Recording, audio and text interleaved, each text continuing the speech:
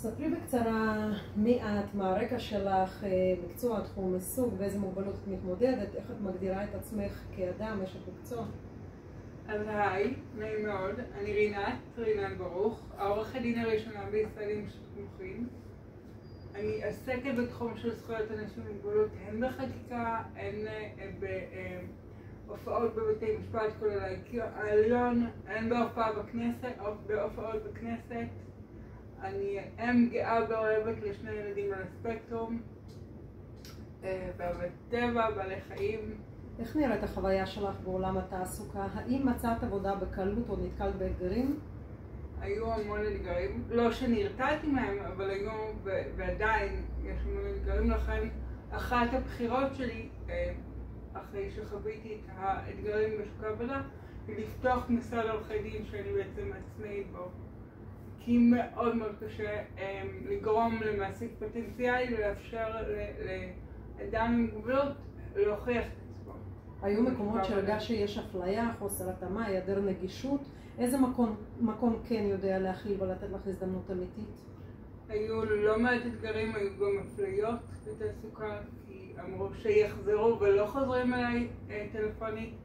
מקום שכן נתן הזדמנות, גילה אדם מרפתי עם המון יכולות וחוזקות ורצון לתת, ונוצרה אינטגרציה מהממת של האנשים במשרד, שבעצם לכידות שהובילה את זה שכולנו התגייסנו למען מטרה מסוימת ולהשיגות מטרות יותר בקלות.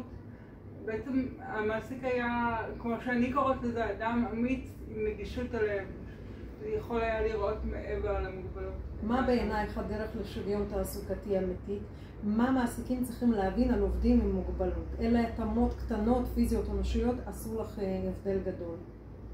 אז כמו שאמרתי, הייתי שותפה ועודני לכתיבת תקנות וחוקים והופעות בבתי משפט, ויש גם אכיפה, אבל אם אין את ההבנה העמוקה, הבסיסית, הכנה והאמיצה של אדם עם מוגבלות הוא לא רק נטל, אלא הוא גם יכול להביא עוצמות ויכולות, כמו שקראתי לזה נגישות הלב, אז זה לא יעזור, אבל ברגע שכן יש את נגישות הלב, גם השמיים אינם הגבול. איך שילוב נכון יכול להועיל גם לארגון?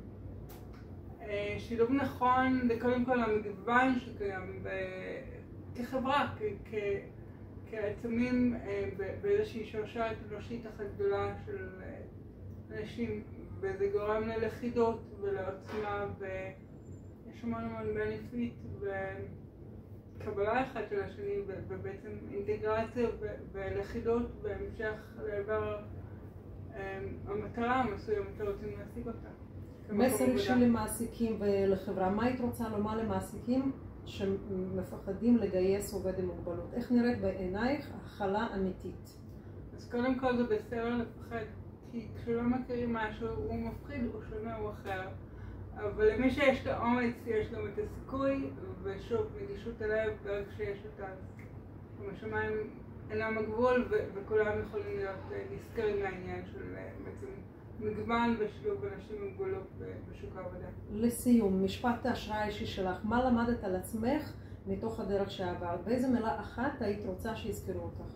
אני חושבת שהמוגבלות שלי היא מתנה ענקית שאני רוצה לחלוק אותה עם העולם, ורק להיות אמיצים מספיק כדי לאפשר את זה, ובאמת השמיים אינם הגבול.